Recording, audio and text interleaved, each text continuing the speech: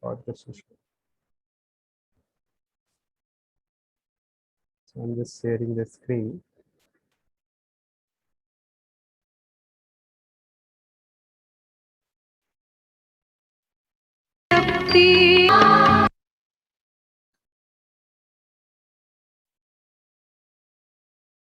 Thank you so much for your kind attention.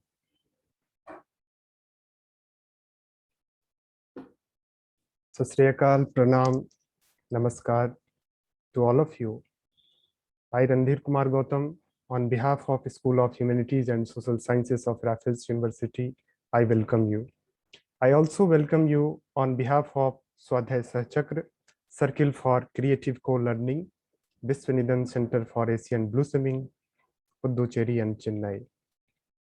Welcome to Swadhyay Sahachakra talk on the very topic of webinar, that is Rethinking and Transforming Areas Studies, a New Cosmopolitanism and the Challenges of Planetary Realizations. It is an honor and privilege to have available with us our distinguished speaker and discussants, Professor Kumar Giri from Madras Institute of Development Studies and Honorary Executive of Vishwaneedam Center for Asian Blossoming, Professor Anand Kumar sir, our source of inspiration. He is a former professor of sociology, Jawaharlal Nehru University, New Delhi. He will be joining soon. Honorable Professor Savyasaachi sir from Department of Sociology, Jamia Milia Islamia, New Delhi. Welcome, sir.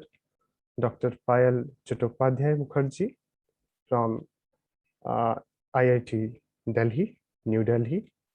Dr. Abhijeet Paul from University of California, Berkeley. Welcome all the distinguished discussants.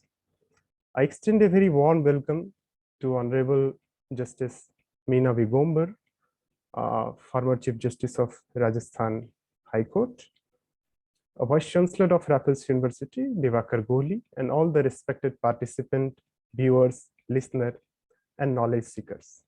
Thank you so much for joining today's session. Let me give a brief introduction to our Swadhyay Sahachakra. Swadhyay Sahachakra, co-learning circle of self and mutual studies. It is an initiative of studying and learning together self, culture, and societies and the world. Friends associated with this are eager to walk and mediate with new horizons of thinking and new movement of social and cultural change at work in our contemporary world. We study seekers such as Sri Aurobindo, Mahatma Gandhi, Chittaranjan Das, a creative soul and creative thinker from Orissa, and many others around the world. We also present our own writings and reflect upon our own creativity together. We also invite seekers from different fields of life to share with us their lives, vision, sadhana, and struggles for creating a world of beauty, dignity, and dialogue. We meet every Sunday or sometimes on Wednesday. Now we are nurturing this dialogue in collaboration with School of Humanities and Social Science of Raffles University. Today is a very special topic, the usefulness and significance of areas studies must be understood in the context of stagnant domain of scholarship. We live in a time where crossing traditional boundaries in terms of research and theory building has become hallmark of today's time. Social science in general and sociology in particular facing a kind of irreversible victory of capitalism, globalization, and ideological domination of neoliberalism of West. We are looking, and the thrust of whole social science is to looking for alternative methods, ideas, and theories to reconceptualize the world we live in. Although the nature of area study itself is a contested conception, David Schroeder produces a very important conception of area study by saying that area studies is best understood as a cover term for family of academic fields and activities joined by common commitment to intensive language study, in-depth field studies in local languages, uh, close attention to local histories, viewpoints, material, and interpretations, testing and elaborating or critiquing, developing ground theories against the detailed observation, multidisciplinary conversations of often crossing all the boundaries of social sciences and humanities.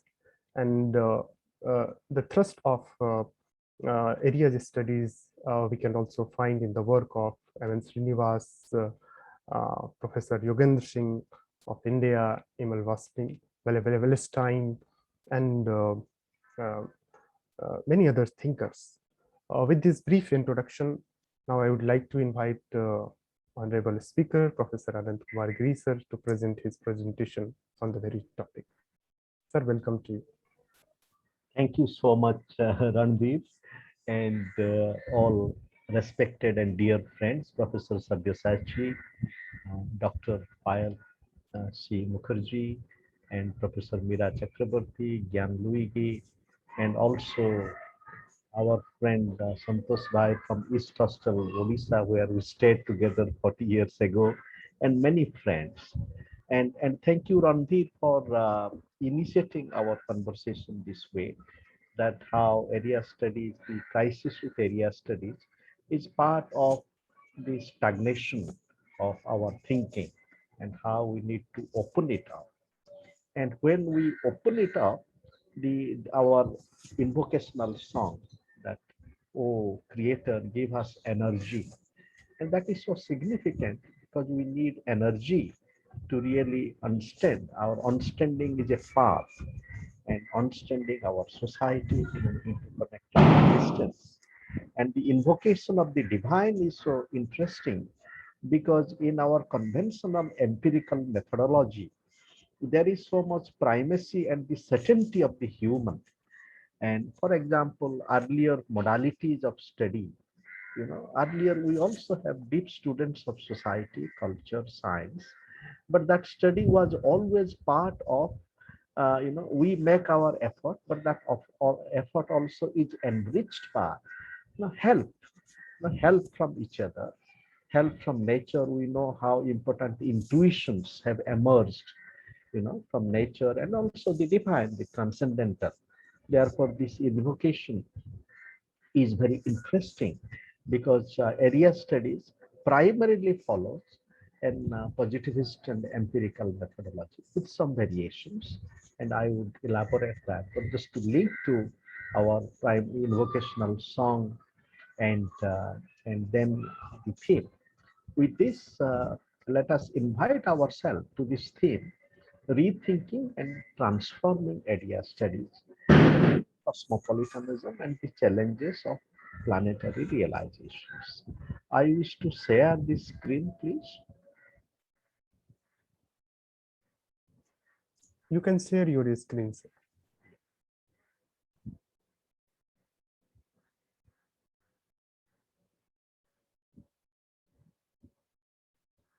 So some of you have had a look at my paper for which I'm So I begin my paper with a few epigraphs of thoughts, including this from Arjun Appadurai, who writes, we need an architecture for area studies that is based on process geographies and not just on static modalities. Then we come to, now I cannot see my PPT fully. Is it possible that you can help me? Because these images. Yes, yes. It is visible, sir. It is visible for us. You can see it. No? So area studies was once an influential way of studying different areas of the world, mainly the ex-colonial societies and countries of the world. After the Second World War, mainly led by the US-based social scientists and strategic thinkers, area studies became a dominant way of studying different parts of the world. So in this, this essay strives to rethink and transform area studies from its initial geopolitical constitution and production. It then strives to link to new ways of studying area studies as parts of our world. It cultivates a new cosmopolitanism, a cosmopolitanism of thinking and being, going beyond what Ulrich Beck calls methodological nationalism and cosmopolitanism as citizen of the world. Because our idea of the cosmopolitan is also predicated on being a citizen of the world. But a new cosmopolitanism invites that as human beings and students of society, students of our areas, we are not just citizens, because once we give primacy to the citizen of the world, citizen of nation state, then we become imprisoned within a kind of nation state oriented ways of understanding what Beck calls methodological nationalism. For example, areas. Now, if we are studying area studies in southern part of India, so we historically, south of India has been linked very much to East Asia, to Indonesia, Malaysia, and also Cambodia, and therefore this part of area studies would automatically link us to a kind of cosmopolitan interaction, transnational interactions. If we are studying Gujarat, for example, Maharashtra and Gujarat, then it would lend itself also Kerala, the western part of Kerala. It would lend itself much more to transnational connections, history, as well as contemporary times to the Arab world. Similarly, in Western India, Punjab, for example, again, Central Asia, and historically we see, for example, how some moments in India history, the locus of India was not within India. For example, it was also outside the Kusan Empire, for example. So therefore, we need to open our understanding our areas historically as well as contemporaneously with area, nations, and many transnational and transcultural flows.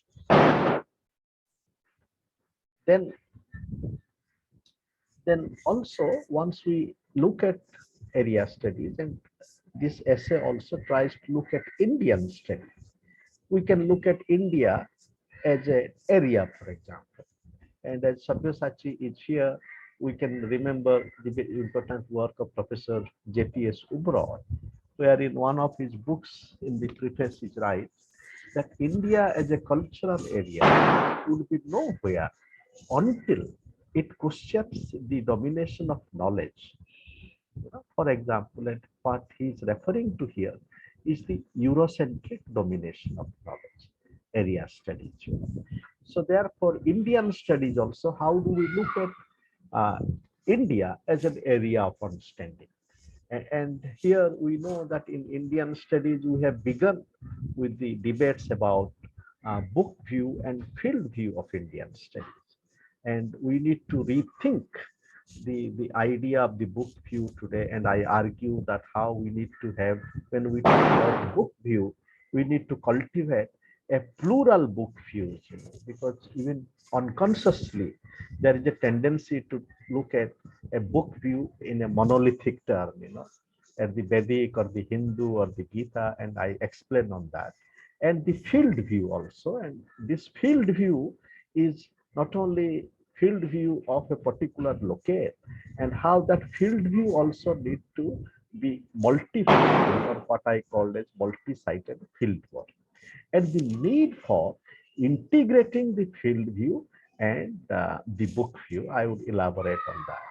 And then both area studies and Indian studies become part of a interlinking planetary realizations and planetary conversations, where wherever studies areas that we are studying, we study it as interlinked to different locales of the world and conversation and understanding across borders, which is the other name for planetary conversations. And when I offer this word planetary conversation, it is a critique of the global.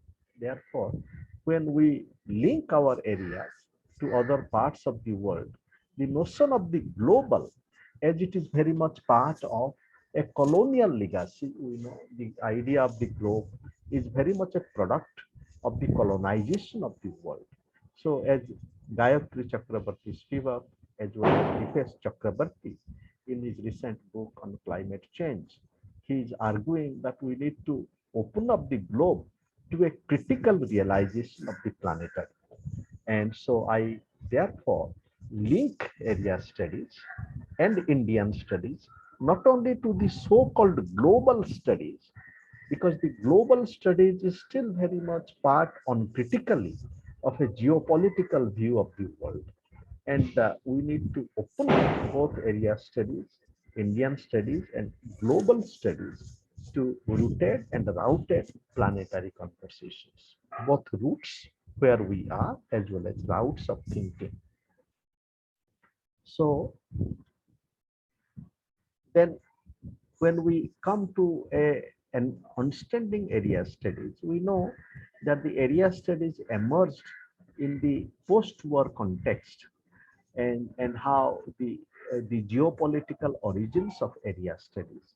As Prosenjit Dwara, a thoughtful scholar in the field who has worked on China and many other issues, he writes, area studies uh, can, can be said to be a product of the post Second World War New World Order on the hegemony of the United States. Post-war area studies represented a massive expansion and systematization of the categories of Western knowledge of Asia, particularly along the areal boundaries of older colonial formations. But these areas became increasingly reshaped by the new realities of the nation states emerged during this era of United Nations. So very interesting. So area studies, that US geopolitical aspect to that. And then these areas, most of them were ex-colonial countries, and then they became part of the nation state. Maybe in a way, the earlier modality of understanding was much more fluid, and area studies somehow, became entrapped with what is called as the entrapment of the geography. And this is a thought also shared in a very interesting way by Nicholas Dirks, again a thoughtful scholar of India, a noted anthropologist.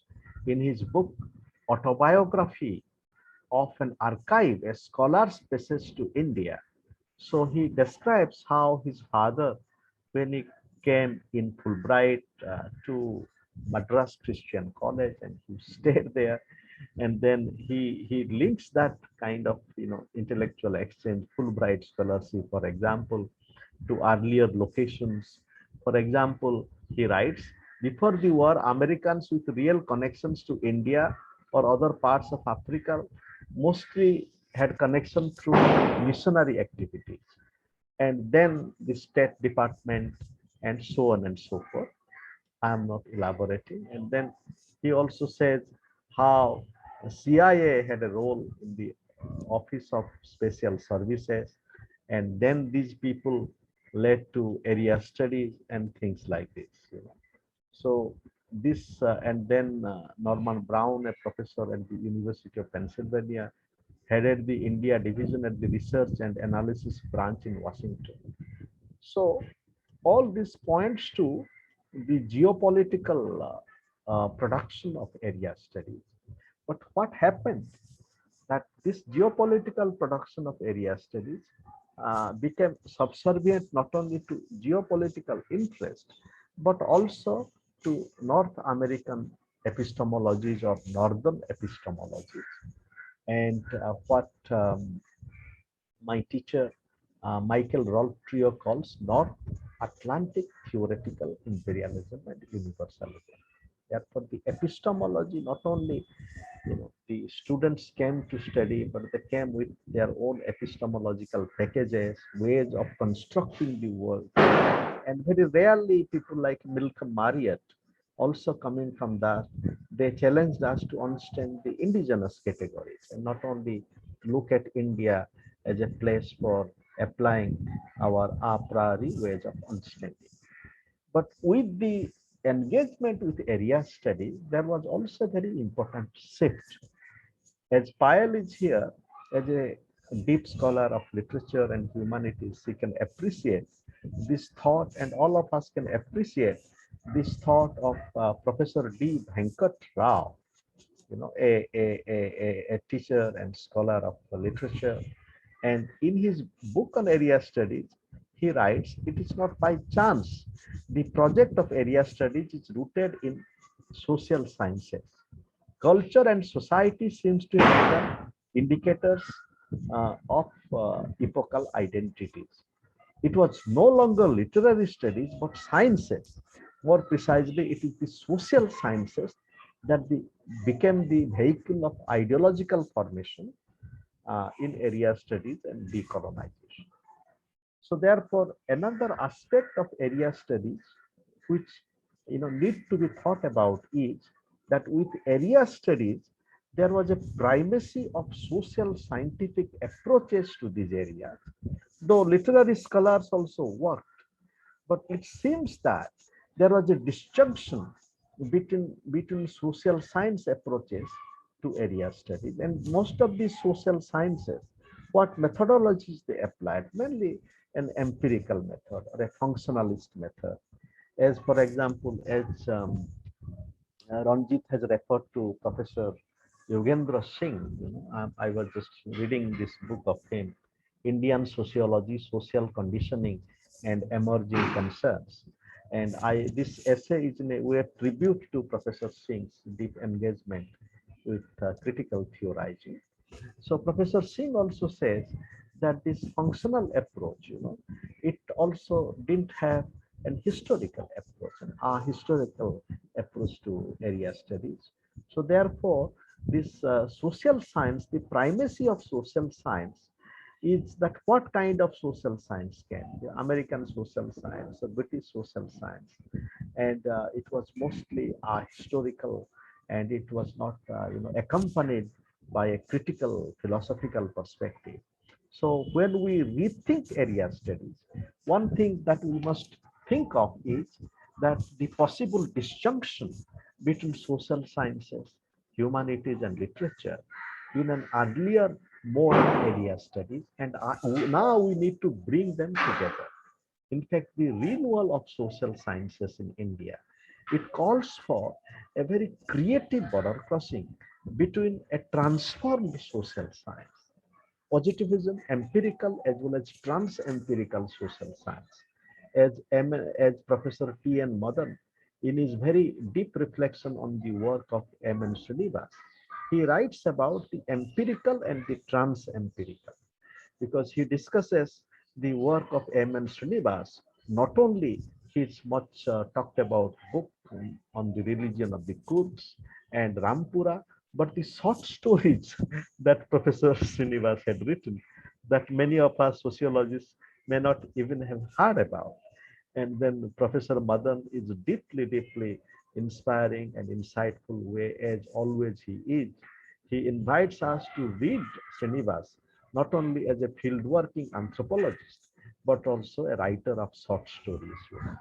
And so therefore, uh, so this is the aspect of area studies, that genealogy of area studies in social science, and the limits of social science or the conventional social science, and the need to link it to literature and philosophy needs to be understood. Then when we come to area studies, that these areas are not only just empty plates of implications of geopolitical interest and a priori epistemologies. Each of our areas, whether in north or south, are loci of thinking, theorizing, as well as regions of connections and disjunctions with this world. These are pregnant cosmopolitan zones of thinking, as they embody communication across boundaries in life, words, and thoughts. Areas as locations of life and thinking are zones of inheritance, communication, emergence, and divergence. They bear brunt of colonization, geopolitical construction, and domination, as well as processes of resistance and transformation.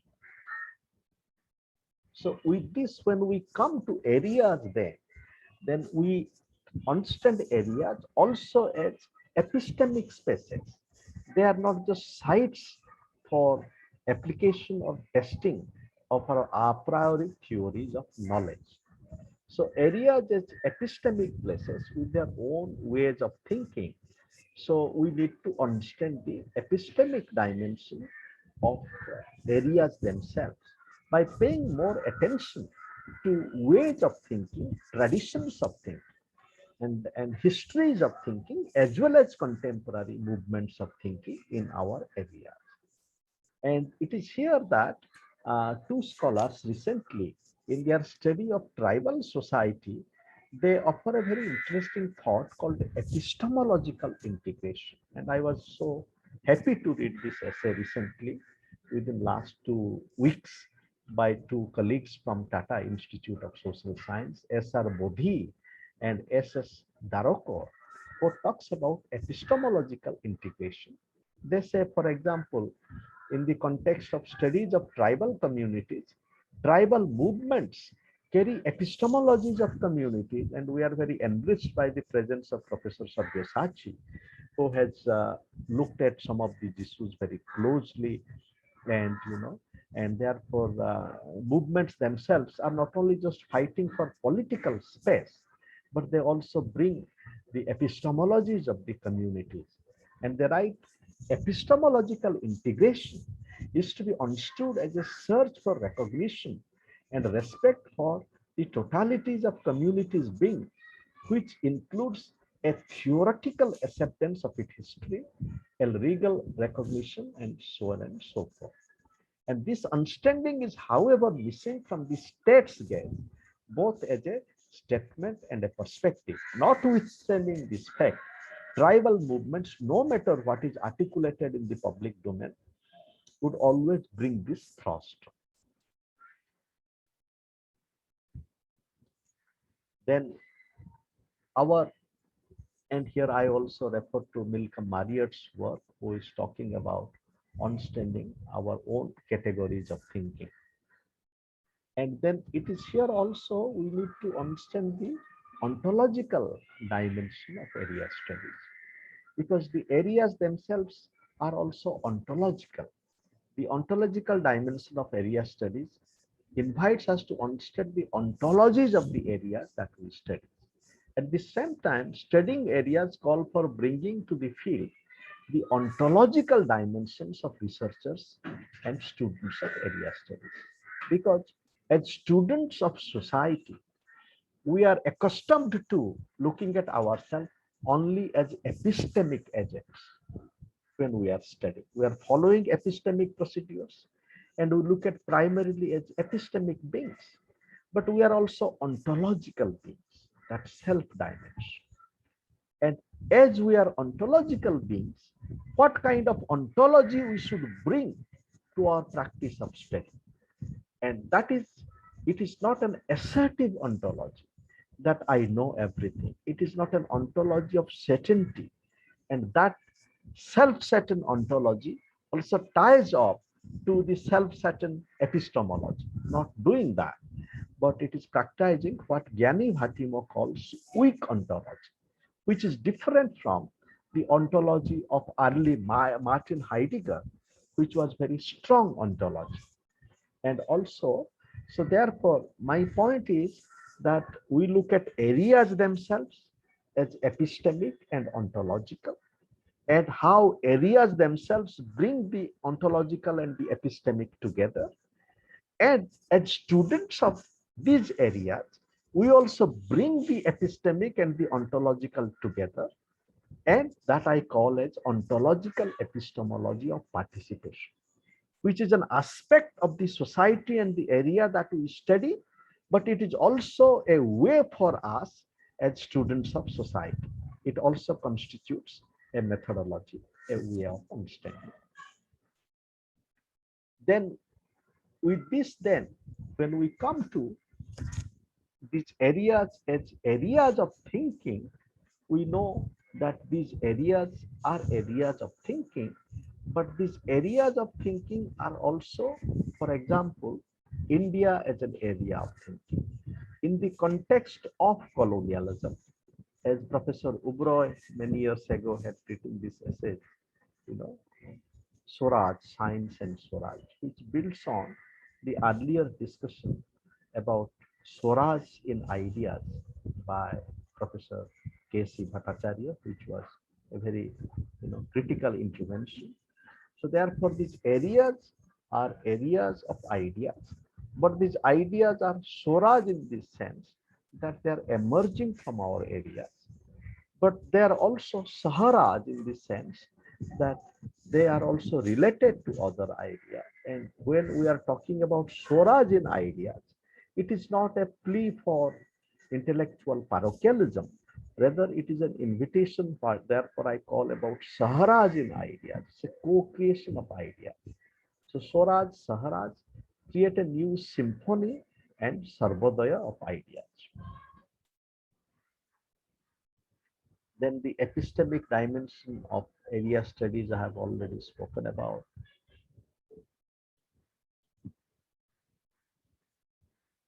Then another thing that we look at here is that when we look at area studies as fields of understanding, now this is going through transformation. These areas themselves are going through transformation, as well as our methodologies and ways of understanding.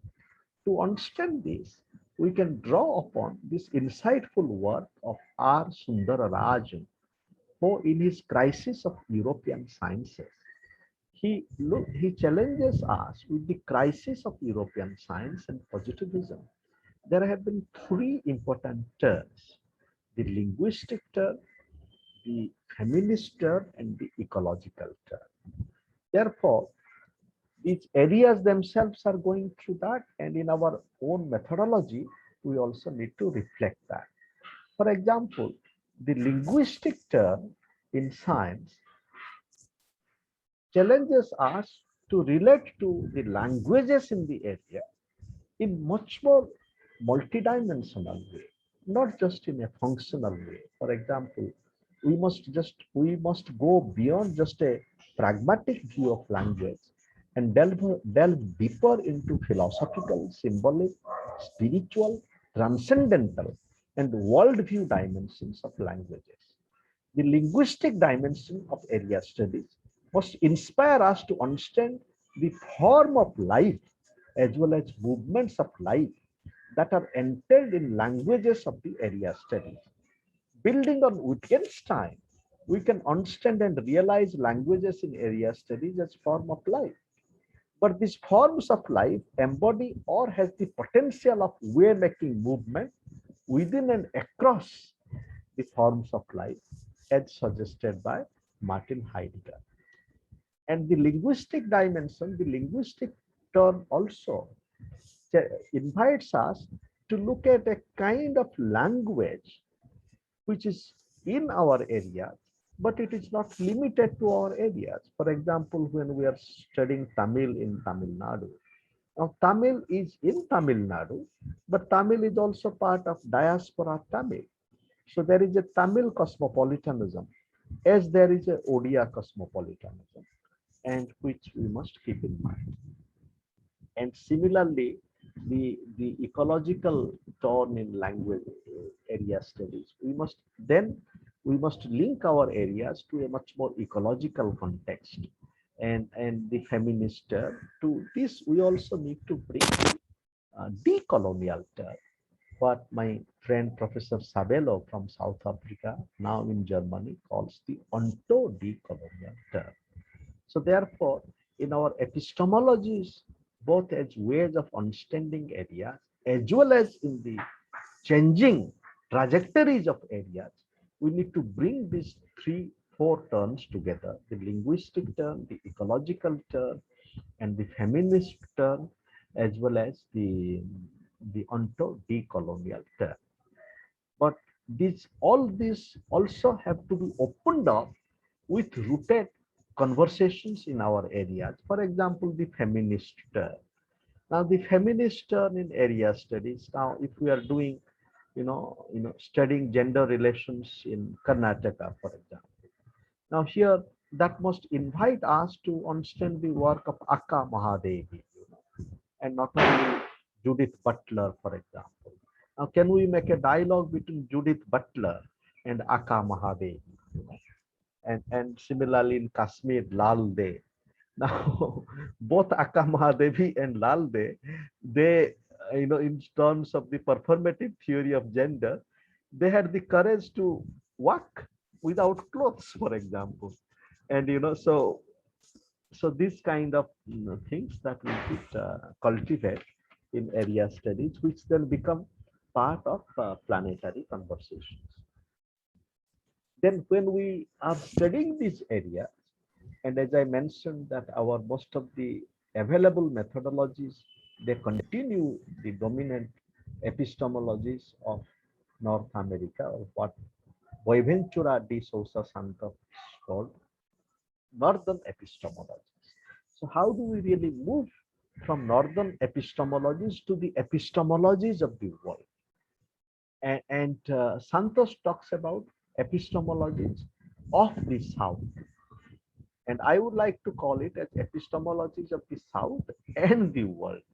And De Sousa Santos tells us that how even in the North, he discusses the work of Cusanas as well as Pascal, who have really cultivated different epistemological thinking. And he's saying that these people are South in the North. So we need to really go beyond this North, while acknowledging the historical reality of the North and the South. We need to also find a way of going beyond the North and the South. Therefore, in my paper, I says that the critique of area studies, as now it is fashionable to talk about the global South, but the global South, if we are not critically reflexive enough, it can just be a change of name and nothing else. So linguistically also, we need to think of a way of understanding the limitations of the language of the global South.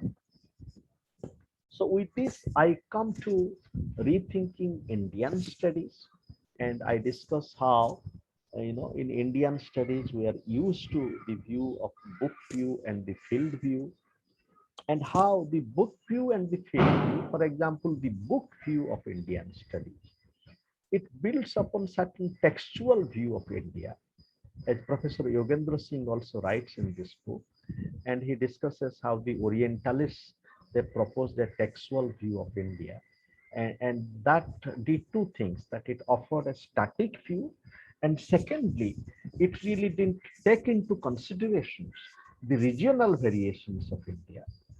And third thing, that it assumed that people follow the book view.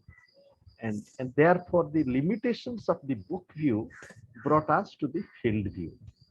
But when we are doing the book view and the field view, we know that the limitations of both of them. But let us for a moment stay with the idea of the book view. As I have already suggested, that we would have to think about plural views, as Professor Andre Bete, our respected teacher and deep thinker, tells us that when we are talking to understand contemporary India, we need the book views of both the Dharmasastras and the constitutions. And to this, I would like to add that we also need to we have different books and book views in India: Judaism, Christianity, Islam. As Gandhi himself says, Islam's contributions to India's national culture is its unadulterated belief in the oneness of God and a practical application of the truth of the brotherhood of men for those who are nominally within its fold. And we know how significant the dialogue between Sufism and Bhakti movement, and how Bhakti movement, has a very important way of, border crossing book views and border crossing views of life, which also has given birth to new movements in both Hinduism, Islam, and Christianity, as well as a movement like Sikhism. Then, and again, this Bhakti movement in medieval India, and I also talk about then this when we talk about plural book views of India, and these books view also have been part of a dialogue of civilizations. For example, the border crossing between Indic thought and Greek thought. And while talking about Islam as part of Indian thought, along with what I have referred to from Gandhi, I also refer to here this line from Amartya Sen's recent memoir, Home in the World, a memoir, where he's referring to his grandfather, Kiti Mohan Sen's work about Hindu-Muslim dialogue, and his book in Bangla, Bharatar Hindu Muslimaner Yukta Sadhana. And then I come to this issue that books are not static but dynamic. But this dynamic is not just historical, but also it is interpretative. And this interpretation itself, because when we look at these texts, it seems as sociologists, we have a tendency to look at them as a fossilized, but the traditions of creative interpretation. For example, Sankara's Bhashya, and we are enriched by the presence of Professor Meera Chakrabarti, who is also a deep scholar of Sanskrit and Indian tradition. And so when we look at our texts, now the interpretations of these texts, they just do not present a static ritualist view of these texts. As Sankara says, as Swami Vivekananda talks about Sankara in this way, that in Sankara, for moksha or realization of Brahma, it is not so much, it does not so much depend upon the ceremonial creed or caste, but on sadhana, for example. Therefore, the texts themselves are pointing to a very creative movement of interpretation and realization. Similarly, when we come to Confucianism, for example, Chinese tradition, here I am making a little bit of border crossing dialogue with Confucianism. And according to Youngmin Kim, that what is in Confucianism also, it is not just the performance of ritual, because the ritual subject is also a knowing subject, a reflective subject, what he calls as a subject of meta-knowing. And that meta-knowing infuses the subject with new depths. So with this, when we come to our book view then, our book view needs to be plural, and it also needs to understand this dynamics of interpretation, which is not just repetitive, but also a kind of pointing to self-realization and mutual realization, which will then create its own spiral of transformation in society. And then there is a hermeneutics at work, and that hermeneutics is multitopian. That means it is moving from one culture, one text to the other, and it is also multi-temporal. Because when we are reading these texts, for example, when we are reading, let us say, Dharmasastra now we read Dharmasastra and Indian Constitution together. So therefore, the difficulties in the Dharmasastra, for example, in Manu, the problematic formulation of the low caste and the women. So today we can read it along with the Constitution and transform these conditions. Similarly, the constitutional idea of equality. Now, it talks about equality, but it is written in Manu Sankita that the highest paid in a society should not exceed 6 times of the lowest paid. But dear friend, even there is socialism written in Indian Constitution. Now, do you have these kind of formulations from our constitutional imperative? No. Therefore, hermeneutics must be multi-topial as well as multi-temporal. And to understand Constitution as a text, for example, it is not just a text, but the movements, all the emancipatory movements that are going on vis-a-vis equality, dignity, federalism, all these then give life to, text of India as a document of hope. Then when we come to field work here, now this field work also, the field view of India, The field view of India or field view of any place must be what kind of field that we are studying. Because in Indian sociology and anthropology, now there is a tendency to study only in the area of one's own birth, or as I call, not within the 50-kilometer radius of where one is born. For example, M.N. Srinivas, he did his work, you know, not very far from where he was born. And though he says that the Kurgs are different from where he was born, but think of how Indian sociology would have been if one of the early, founders of contemporary Indian sociology had also done field work in other place, in the Northeast or in Sri Lanka or in Britain itself. Now his student Andre Bete, and it is good that Professor Srinivas encouraged him to come to Tamil Nadu, whether it was his encouragement or Professor Bete's his own inspiration, but in any way he came to Tamil Nadu. So he has studied in Tamil Nadu as well as he has done some work in Bengal on peasantry. But Professor Bete has not done simultaneously pursued the same issues in Bengal and Tamil Nadu today.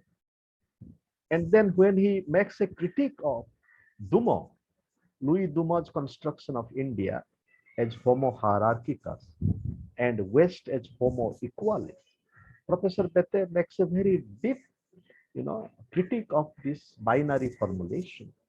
And he also has an essay called Individualism and Equality, in which he invites us to understand the distinction between individualism of equality and individualism of inequality. Now, all these critical reflections have emerged from critical study of sociological literature and his own critical insight.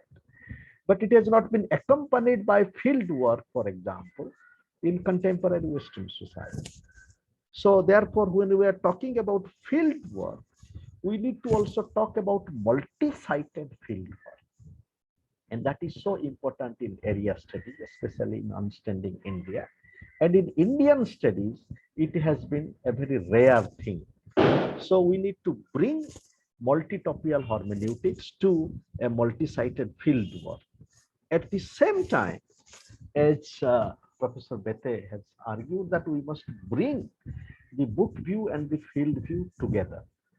And it is also very enriching that we find this kind of integrating the book view and the field view in a very interesting way in the work of J.P.S. Uberoi, and and also his study of Sikhism. But interestingly, it also can be thought about is that his study of Sikhism, it provides a view which also could have been enriched more with field view, because when you read Religion, Civil Society and State, and then look at what is happening in contemporary Punjab, not only now, for example, the problem of Dalit Sikhs, Now, where is the problem of Dalit Sikhs in Uberoi's study of Sikhism? No, there is no place there. I mean, there is, but we do not get a concrete reality of that. So therefore, the integration of the book view and the field view is still requires a lot more critical and creative effort. And then I submit that how we need to open up field work to a new understanding of footwork. And in Indian tradition, for example, the traditions of the yogis and that is a view of the footworking thinkers, and as footworking sociologists and anthropologists, we can build on that. So I would be very quick, and I would conclude in 5 minutes or so that we would listen to our respected friends. And with this, I come to this section that we are most rethink global studies and open it up to planetary conversations. And here, while talking about planetary conversation, I refer to the work of an African philosopher who talks about the whole idea of both the horizontal and the vertical dimension of conversation. is saying that the horizontal dimension of conversation, it assures that there is no discrimination. But the vertical dimension of conversation, it also challenges us that whatever the specific orientations and emphasis that we have. For example, now in Indian society, there is an emphasis on myth, for example. When we study many societies, there is a mythic dimension which is as real. Now, in our conversations of the spiritual and the mythic dimension with their own complexity, we must not sacrifice that emphasis for the easy conversations around the horizontal dimension. Even if our partners of dialogue may find it initially difficult to listen to some of these ideas, but we must make an effort to bring the history of our own specific orientations, not as exclusion, but as an offering for communication. Then I talk about the limitation of the global, which I have already referred to. Then I come to a new cosmopolitanism. And here I refer to Ulrich Beck's critique of methodological nationalism, and then how we need to have a cosmopolitanism of thinking. But that cosmopolitanism of thinking is not just epistemic, but also ontological.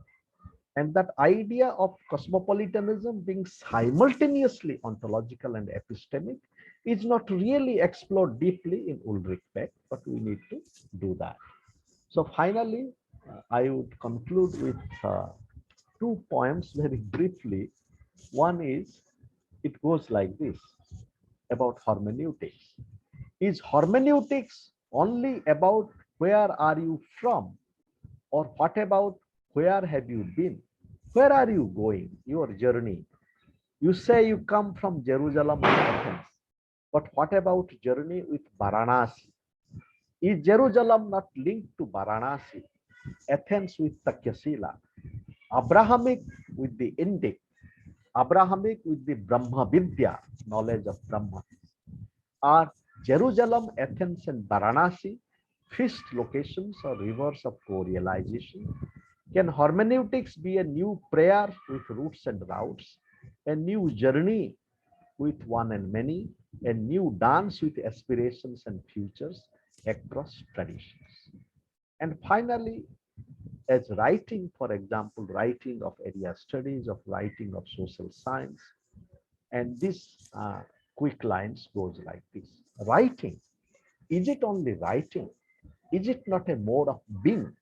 Is it only playing with words, the alphabets of the mind?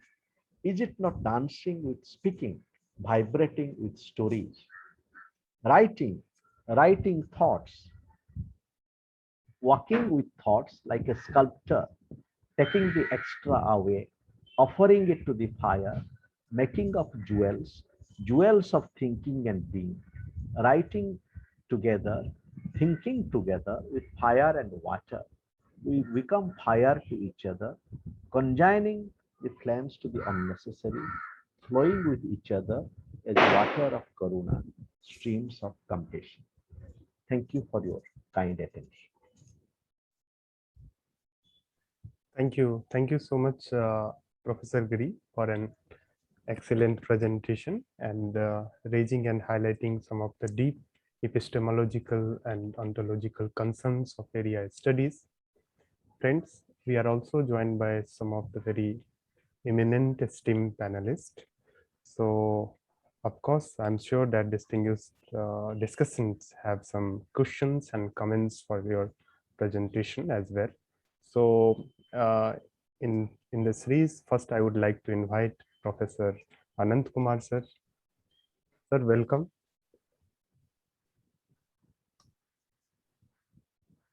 Professor Anant Kumar sir. So he is taking some time. Now I would like to invite Professor Savyasaachi. Professor Savyasaachi is former head of Jamia Milia Islamia. Sir, over to you. Professor Anand Kumar is here. I saw him. Yes, he is here. So I think you want me to go first? Professor Anand Kumar, would you like to come in? Yes, Sachi, Yes, please please go ahead. Please go ahead. Okay. Okay, no problem. Well, okay. Thank you very much, Professor Giri, for this very, very comprehensive and a very detailed discussion on what are area studies and the problems.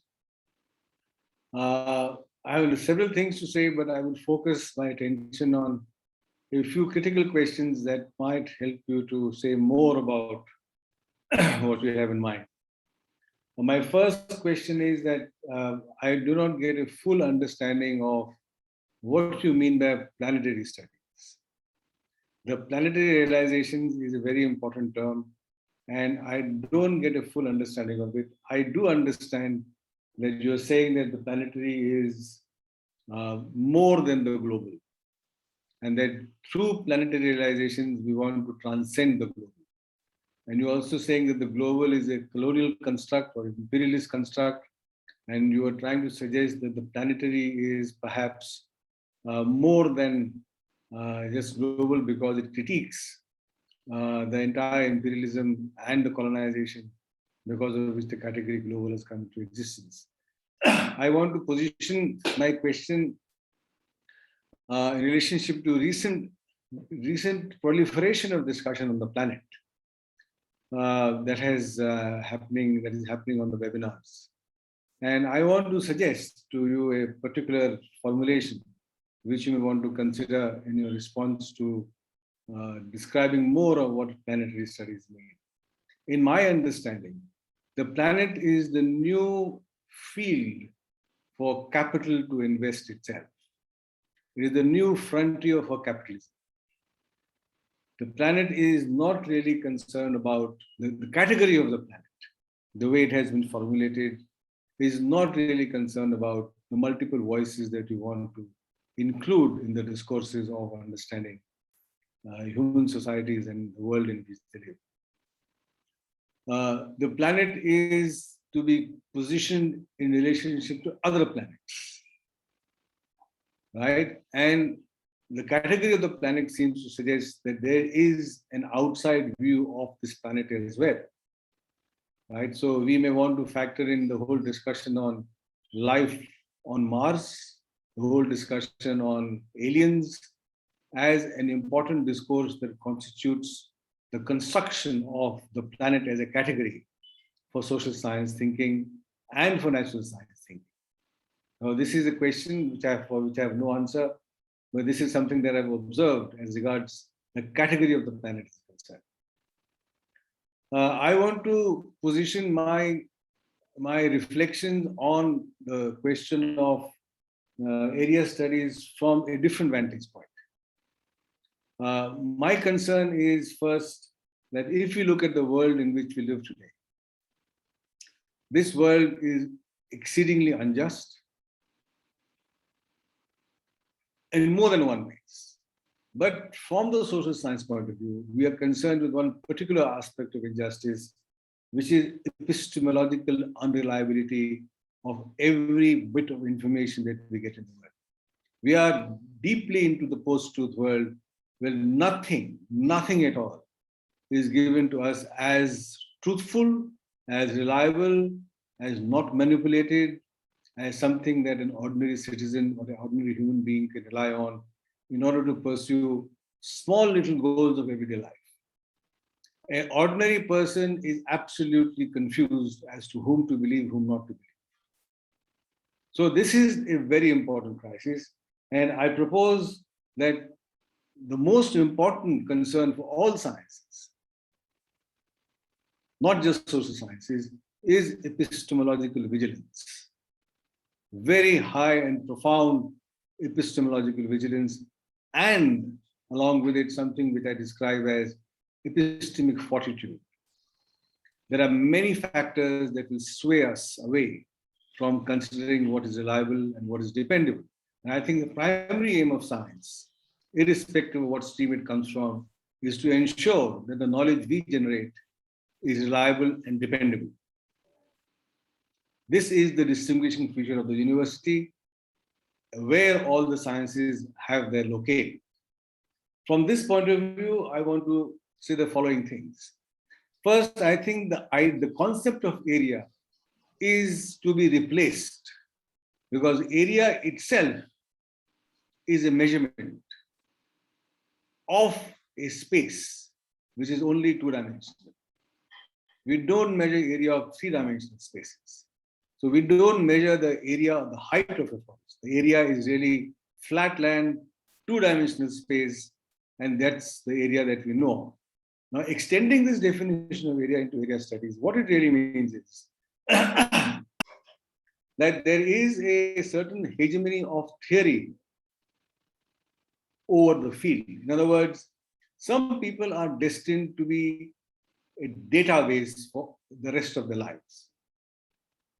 Right? They belong to an area, which means they belong to a geographically measurable space. Right? And these people have no say in the making of theory. So I'm quite dismayed at, we need epistemological inclusion, sure, but my question is epistemological inclusion where? Who are we wanting to be included within? Is there a sacred body of knowledge where we want to get involved, where we're excluded from and we want permission to get into? So I want to put this for discussion. Inclusion into what? Into whose body of knowledge? Into which theory? My second observation is that we need to understand that the work that we need to do to, I'm suggesting that instead of area, we need to consider words like sites. We need to consider words like landscapes, right? And the reason is that the area designated as an area of governance is always not coterminous with the landscapes that people live by. The cultural landscapes normally, and I think all the time, extend beyond the geographical areas marked for governance. So look at the example of nomads, for example, right? Look at the cultural areas, cultural landscapes of forest dwellers. It never coincides with district boundaries. It never coincides with tehsil boundaries. And areas actually do harm to the idea of a cultural landscape. Sites are more important than areas. Sites are much more deeply involved in the way things happen. They are more about happenings than about governance. So I'm suggesting two terms to be replaced by area if area studies has to be transformed fundamentally. My third point is that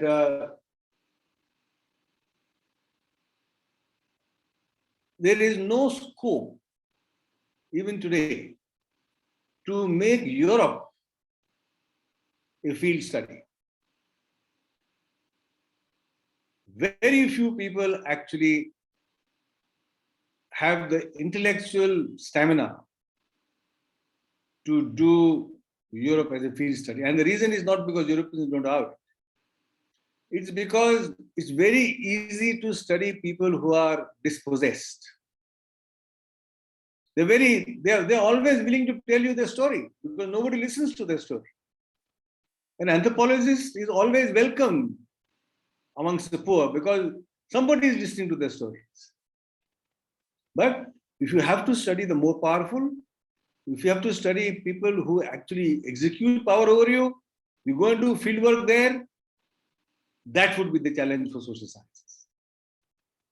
So for example, somebody should try and do a field work of the nuclear establishment or the UNO. How does the UNO function? You will not get the permission to do it.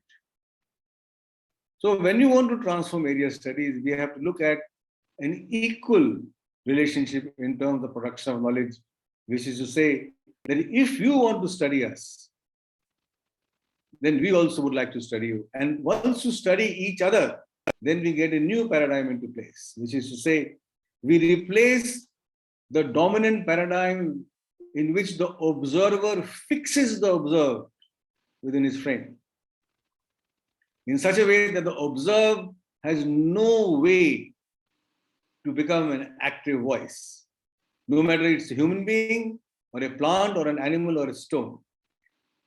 The area studies have fixed us as the observed with a capital O. 1960s was the turning point when the Adivasi people got their voices and anthropology was in a great crisis. Because now the people were actually talking back. The Maoris did not allow you to come and do field work there. Right? The Indian chiefs did not allow you to walk through the lands as early anthropologists did. Not only this, it opened the possibility of considering non-human nature with a voice. So plants also have a voice. Plants also have intelligence. Plants also have a view of the world. There's a very interesting book that everybody should read called Can Forests Think? Right? And it's fascinating to find that if forests think, then what would they have thought of us as a 1,000-year-old world? My last point is really that I would like to say that the subaltern studies is also an exercise in area studies. Subaltern studies have not produced any ethnography of the dominant regimes. At least I don't know of any. Subaltern studies have only reproduced a frame which reaffirms area studies. My last point to you is that we don't want just a rethinking of social sciences, humanities, literature, philosophy, and social sciences like sociology, anthropology, geography, economics. We want to go back to the discussion that was started by John Dewey in his very, very famous article, not read so much, in 1927, called The Category of the Social. And we want to go back to Dilthey, who actually first questioned the necessity of having a division between the natural sciences and social sciences. If we want to transcend area studies, we have to consider the possibility of renegotiating the boundaries between natural sciences and social sciences. And there is ample amount of work done in that area. It is not just interdisciplinarity. Interdisciplinarity cannot be passed off as a bridging of gaps or bridging the hiatus, bringing the dichotomy between the natural and the social science. John Dewey gives a very good argument that the category of the social is only possible when you consider the division between natural and social sciences as false. This article is not read by any. I'm very, very aghast that we talk about the social all the time, but if we ask ourselves what is social, we have to think several sentences before we can make a sensible sentence. And John Dewey has a very interesting article, about 20 pages long, which discusses the category of the social. With these words, I would just say this is all that I have to say for the time being. And as we go along, I could add more to my discussion. Thank you very much for a wonderful presentation. Thank you, Professor Sachi, for raising very important ecological concerns as well as a part or as an understanding of area study. Thank you so much. Now I would like to invite Honorable Professor Anand Kumar, sir. Sir, please. Thank you, dear Randhir. I'm very happy to be following in the footsteps of Professor Giri and Professor Savyasaachi, because they have taken us to two different levels of critical approach to the present format within which sociological exercises are located. I've been listening to Professor Anand Giri, and I had the privilege of reading some of his papers in earlier sessions. Some were organized by Randhir himself. And I'm very surprised pleasantly that he is a man who is bent upon thinking beyond the boxes. And he's not a conformist. He is not afraid of uncertainty. He is inviting us to be adventurous. So, for example, this paper has very thick layer of philosophical, anthropological, sociological, psychological, and mythological coatings. What he has done for us is to demystify the notion of area studies by giving us very authentic references and quotations from scholars like Nicholas Dirk, Prasenjit Duara, and many others. I enter into this engagement with a bit of biographical advantage, because I did go to University of Chicago, where people like Bernard Cohen and Milton Singer and Lloyd and Susan Rudolph, Malcolm Marriott, they were all engaging with each other on a regular basis in weekly gatherings, where they had very different perceptions of Indian realities. I also have been engaged through JNU in organizing and conducting global studies program for more than a decade, which included partnership with South Africans, Germans, Argentinians, and Thailand scholars. Not very conventional places of creating new social sciences. Of course, I had the privilege of knowing Professor Yogen Singh first as a teacher, then as a colleague. So the entry point of this discussion around the quest for decolonizing sociological project is something where I saw it in the making through the engagements of Professor Yogen Singh, where he insisted that not the systems, not the structures, not the institutions, not the values, but the processes are more tangible. If you look at the processes, then a variety of problems can be negotiated, because processes keep on transforming structures, institutions, values, communities. They also get changed because there is resilience, there is crisis, and there is a response. So the first point where Professor Anantagiri wants us to pay attention is, where do we enter the reality? And I think the idea of area studies was very territorial, fixed geographies, and he wants us to look at geographies as variables. And I agree with him, because in the same terrain, in the same landscape, as Sachi will like to call, there is geographical, there is what you call religious geography, political geography, linguistic geography, cultural geography, economic geography. And they create different networks, different centers. Look at India. If you look at the religious geography of India, they say from the Shakti tradition, there are 108 sites which are interrelated. And they go from Kamakhya in Guwahati to Manikarnika in Kashi. There is also, of course, another networking of flow of commodities through trade. So there is another economic geography, which makes us subordinate for 200 years to the British political economy. And we are very deeply integrated with the world economy through British Empire. Of course, there is a third cultural geography, where you have the role of languages, festivals, which create some kind of a South Asian civilizational zone. And it's not only true for India, all tangible identities, whether you call it French, German, Islamic, Hindu, Christian, Buddhist, they all have this plurality of networks which contain people within them, which contain memories, which contain episodes, and which contain problems.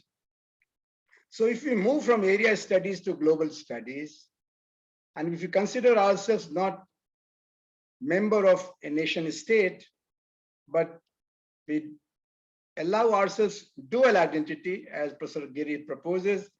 First identity as children of Mother Earth, the planetary identity, and second, citizen of the world system, a political economic identity or political sociological identity.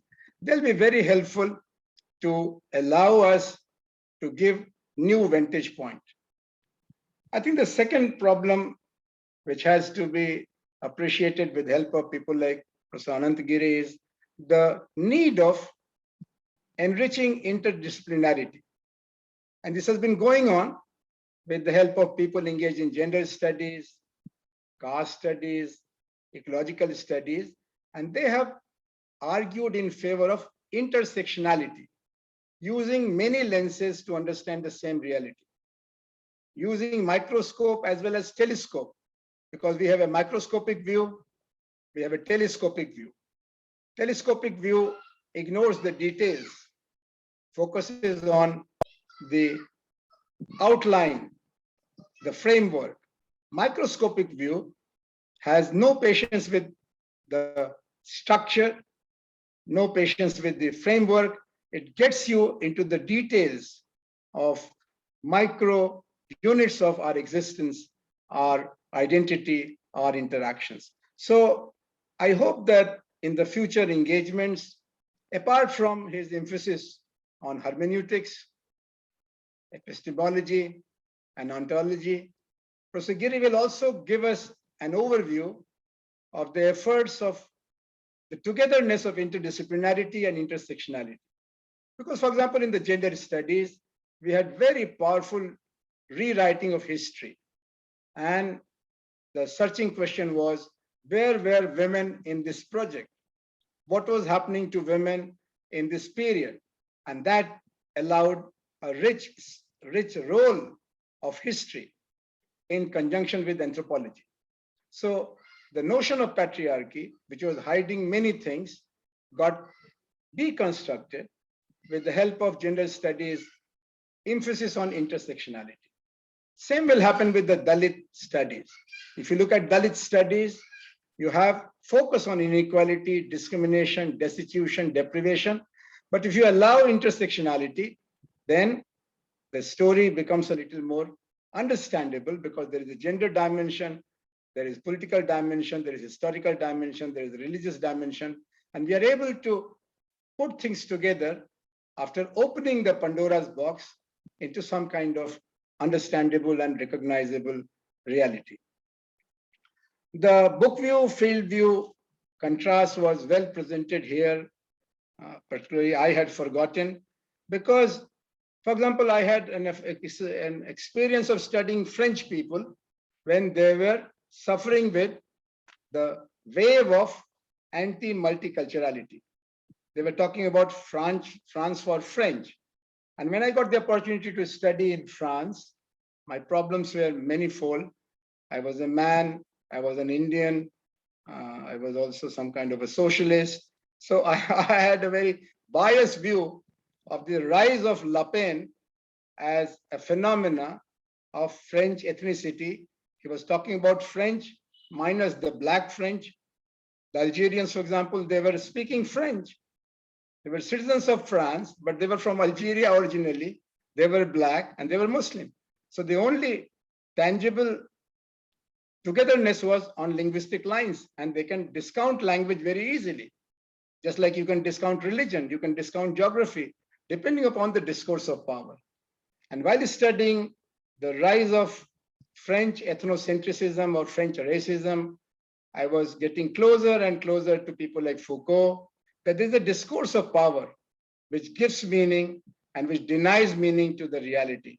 And therefore, deconstructing is a welcome exercise which takes us beyond the limits of whether it is methodological nationalism, methodological chauvinism, or whatever you call it, or the original point of discussion with people like a generation of Professor Yogen Singh of colonization and decolonization of minds.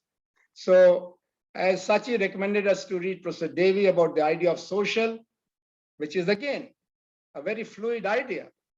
And this social has been taken for granted. Just as nation state has been taken for granted, religion has been taken for granted.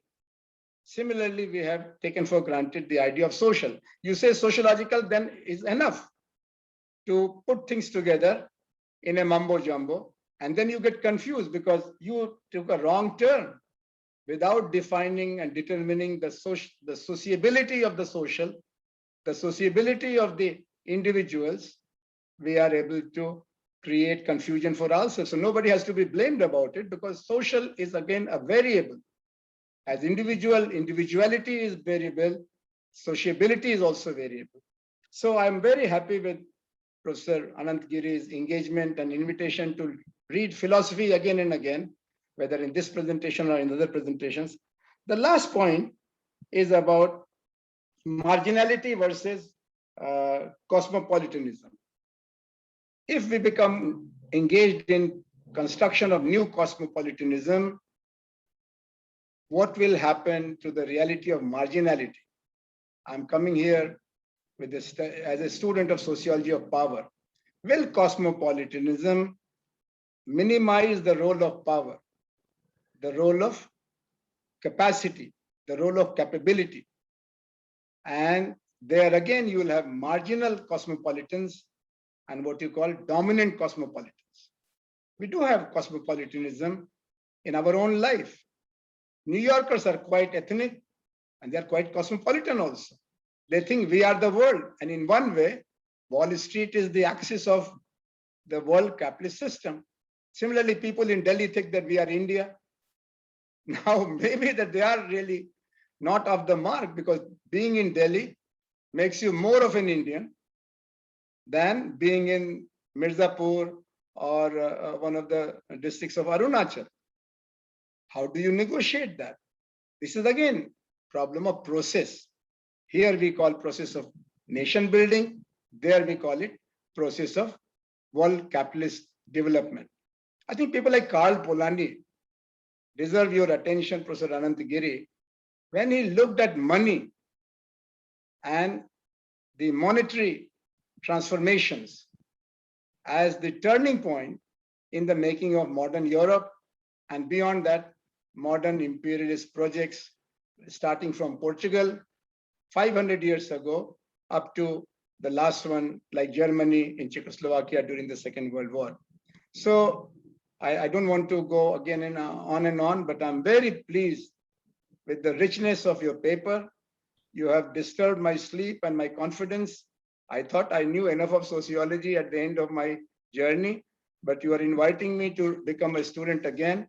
And I'm again very happy with counter arguments from people like Professor Savyasaachi, who have enlarged our reading list. And I think we have miles to go before we can sleep. Thank you. Thank you so much, sir. Thank you so much for beautifully analyzing Professor Gri's presentation and also highlighting some of the significant scope and opportunities of area studies for that matter.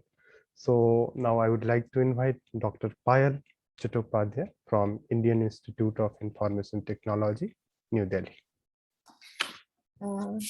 First of all, thank you so much for inviting me. I think after listening to Professor Savyasaachi and Professor Anand Kumar, I do not have a lot to say. There are just a few points which I wanted to comment and share with all of you. Thank you, Professor Giri, for that very enlightening paper. And I had the scope of reading, understanding a lot of things. And of course, I have to go back to it and read a little more.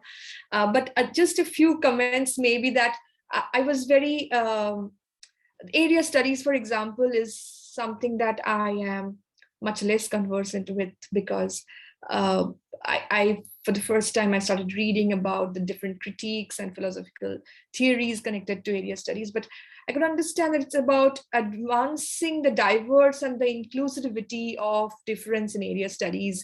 What you have done is you have also problematized the area studies. And there's a sense in which I might say that if you want to bring in the ideas of cosmopolitanism in area studies, is the name of this not the solution, but of the challenge in tagging cosmopolitanism within area studies. So in this respect, actually, cosmopolitanism it's a statement for the whole enterprise.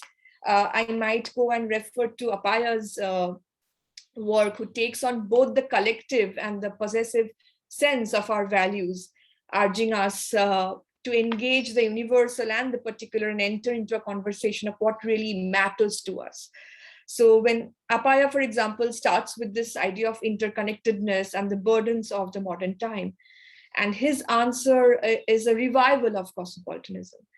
And because he admits that there will be times when these two ideals, the universal concern and the respect for the legitimate difference, will be clashing. And in this respect, I said that probably talking or connecting cosmopolitanism in area studies is more of a challenge, name of a challenge than a solution. I would also like to draw a bit of your attention, and probably I feel that this might be more relevant to Walter Mignolo's idea of critical cosmopolitanism, Paul Gilroy's idea of planetary humanism, and even Deepesh Chakraborty's concepts on new humanism, what it talks and how they're interrelated in what you're talking about, this kind of issues and as Professor Savyasaachi had said, the sites that we have to really focus instead of saying areas within to sort of conceptualize something within area studies. The other idea which I really intrigued me a lot was the observer and observed, being observed kind of a relationship. What prerequisites would we have if we want to become the observers, and how we should also try and study the more privileged, more elite spaces, more spaces which probably are at the center, controlling space, a lot of power dynamics with for study.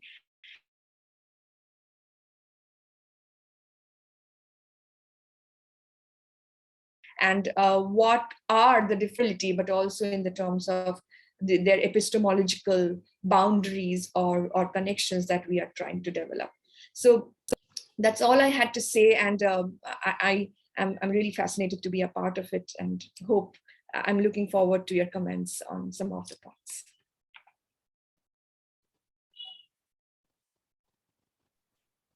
Thank you so much for very beautifully enlarging the whole concept of area studies. So I think is Dr. Abhijeet Paul from University of California, Berkeley, is there? Sir, are you there? Okay.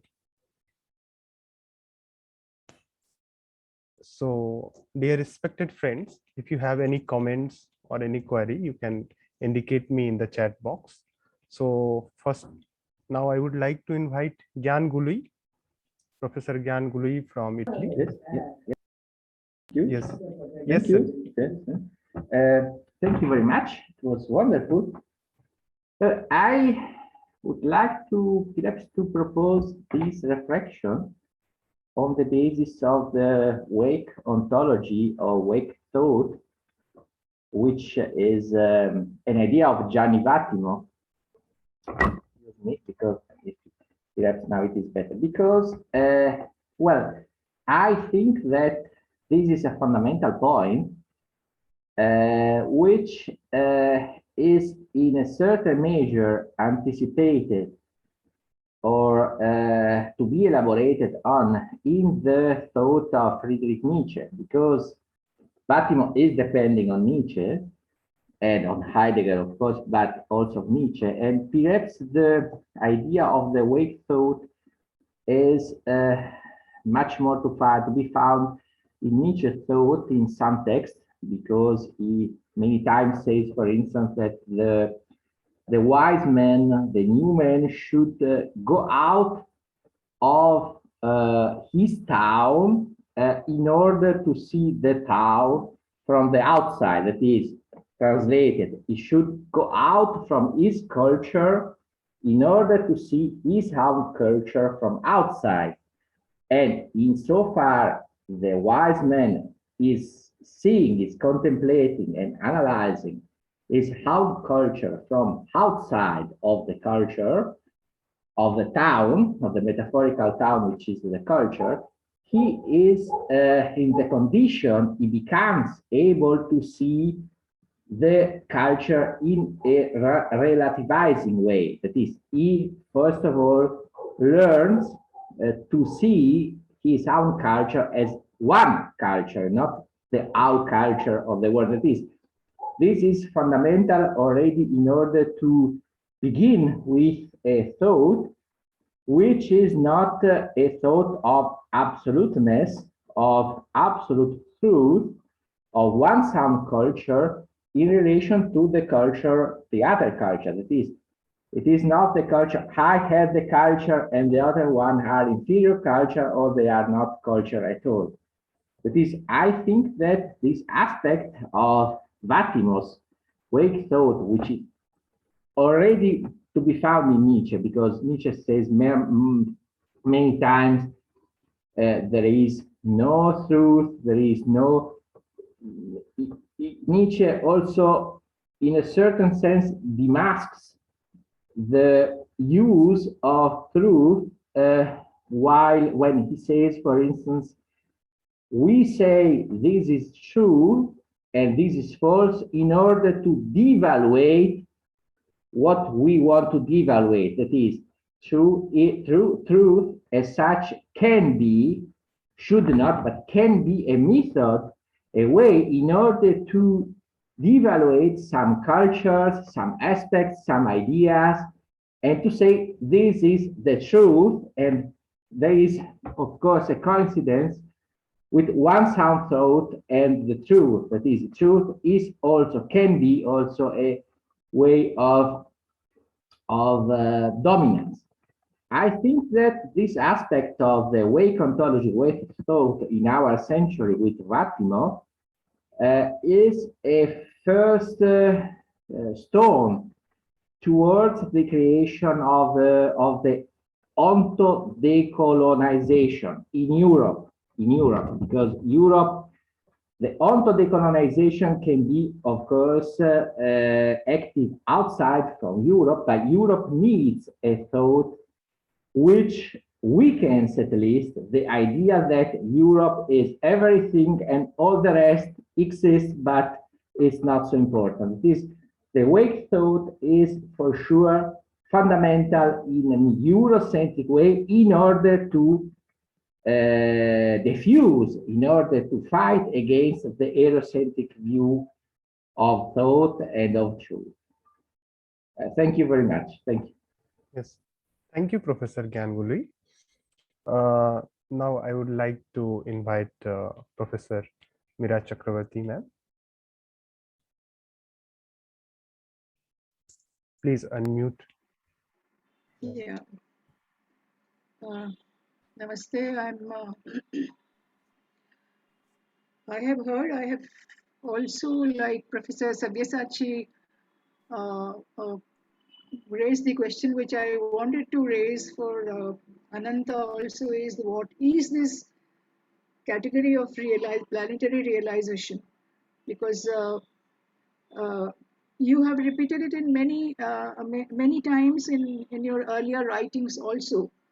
So this becomes first, I think, the definition of the planetary or explanation of the planetary realization, as you said, as a category must also be clarified, because many times without this clarification, there can be a lot of confusion.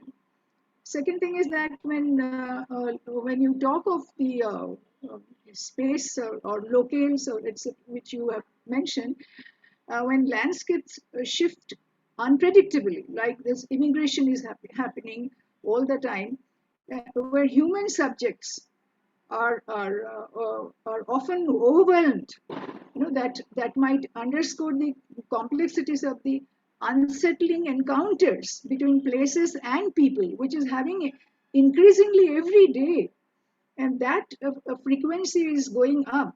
Therefore, there is these years of rapidly when they are going up. How should we equip ourselves for this project of area studies? Therefore, I also agree that subaltern studies have given the framework, and we have to delve very deeply into it if we really want a serious entry into into the areas.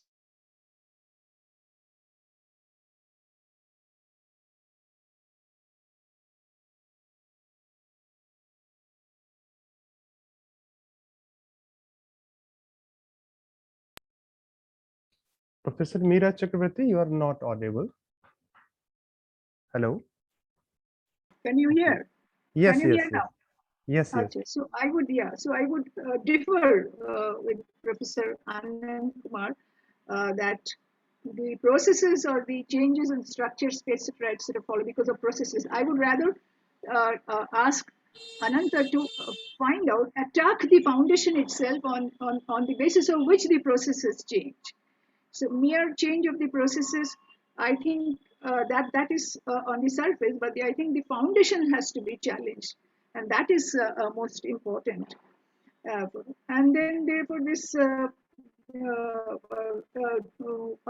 think because for example, as he has mentioned with Dalit studies and feminist studies, the feminist groups, I have been working with the feminist studies from a long time and was member of the commission on women's commission, and I found that women have been challenging the foundation.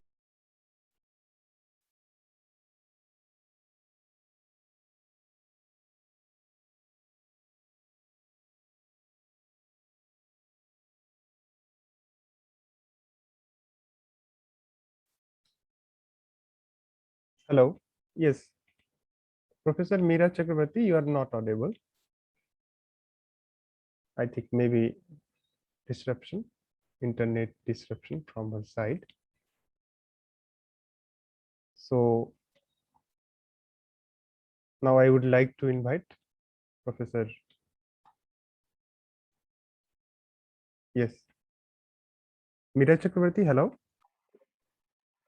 Hello. Yes, yes. I think there is a disruption of internet from your side. So Please repeat. yeah, Please yeah. repeat your Yes. last So point. so yeah, You were yeah. raising the little step. Yes. That's why this yeah. Therefore, these global studies where the identity and entry point that he mentions rightly, that the Dalit studies and the feminist studies, they have challenged the foundation. So therefore, if I just treat them as entry point in some way, that would certainly, that is important. That is certainly no doubt. Processes are important, but processes are based on the very foundation, and I think the foundations must be challenged. We have to come out. I think Jan was also saying that we have to come out, that we have not come out of that. We are treating with the existing foundation. I am trying to just have something on the surface level. That is not possible, and I have contested this in many webinars with you. I have raised this question with you. So I think the ideology there has to be shaken. It has to be pushed out of this. That therefore the Dalit studies and women's studies becomes important because they challenge the foundation itself. They challenge. They ask you what right you have to have, presume things on our behalf. So I think this is what I felt, and I thank you because you always have been um, very proactive in this kind of thing. So keep it up. Thank you very much. Thank you so much, Professor Thank Meera you, Randhir. Chakrabarti, ma'am. You can. Thank you so much. Now, yes, Miniti Pradhan. I can see some important participant. Please, if you have any question, please indicate me in the chat box. Then I will invite you. Yes, Miniti Pradhan. Yeah. Am I audible? Yes, you are audible. Yeah. Good evening, everyone. Actually, I am deeply enriched by the presentation and the discussion. This, I just want to say a very simple thing. Actually, just before 2 weeks, I just read one column by Shashi Tharoor. It was the heading was like, no, pluralism in India, it is in our blood. Means in that he had written like how Islam came before colonialism and how that all the religions were very acceptive of them, And the one king actually got inspired by Prophet Muhammad and went to meet him. And no, those things, how pluralism was built from the childhood onwards. I mean, for my knowledge, until I had read this, I did not have any knowledge about that. As Professor Savyasaachi was telling, we don't know whom to believe and whom not to believe. So I feel that more than this intellectual studies and things, this type of column should come in all the magazines, papers where the common man can reach. So this is one of my things. And another humble questions to Professor Giri. He was telling about Dharma Shastra and Constitution.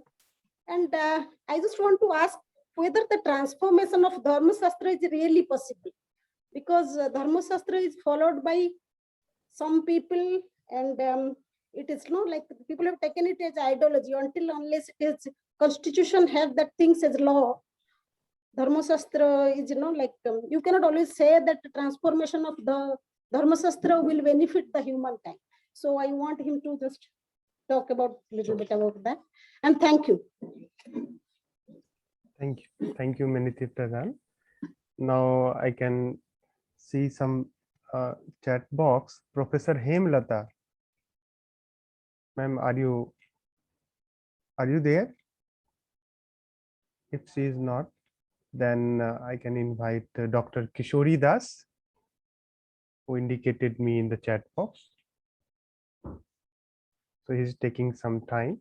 So Dr. Tiwari, if you have any comment, kindly be brief. Yes, Devendra Kumar Tiwari. Sir, thank you. Am I audible? Yes, you are audible.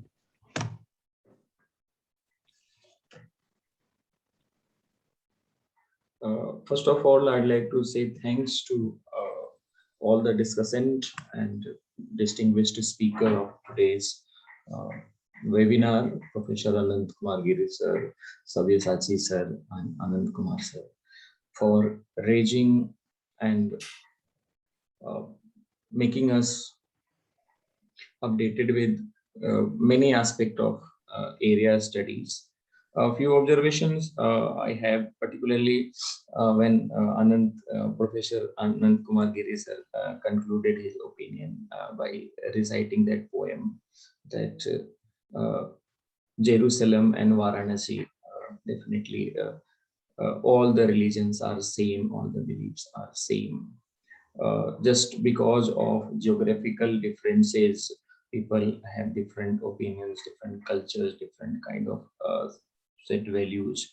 But definitely the place of Varanasi is similar for Hindus and for Jews. Jerusalem is similar for Jews and Christians. So definitely the purpose of area study should be to fulfill the concept of Vasudhaiva Kutumbakam, because we all are men of God or maybe men of nature, and because of just geographical differences, we have different cultures, different tradition, different point of view, different perceptions, but we all are equal. And definitely that view of cosmopolitanism should be promoted, and it was definitely very enriching. Another thing I have noted down while Professor Savyasaachi sir was pointing out his opinion, particularly while giving the analogy of 2-dimension and 3-dimension. Yes, definitely there is a need to enlarge the area of thinking and observation, because there are cultures, practices beyond our observation. So we should have to keep our eyes, ears, and temperament open to accept the opinions of others. So definitely that 3-dimension means that 3rd dimension is also important, because sometimes we feel that we are perfect, whatever we do is okay, but some similar kind of people are also there at other corner of the world. So that is a very important presentation. Yes. And and deliberation by Savyasaachi sir. And overall, it was Thank you. full of learning. If time permits, I'll Thank you. sing a bhajan at the end of the session. Yes, yes, sure, sure. I will Okay, invite thank you you, at the end. thank you, thank you. Now I would like to invite Susri Appa. Susri Appa.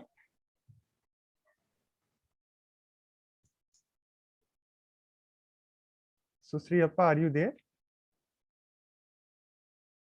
So now it's time to invite Professor Giri to answer all those important concerns and questions.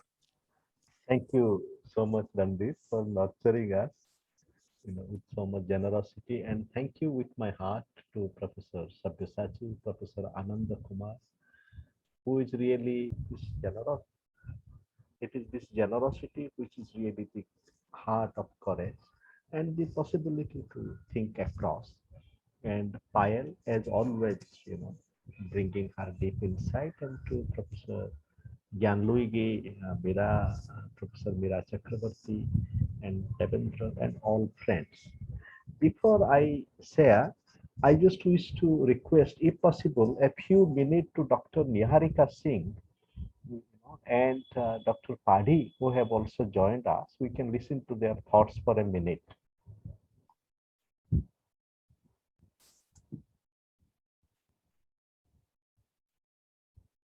Dr. Niharika Singh from Pune Symbiosis University, and then Dr. Padhi, if you would like to say.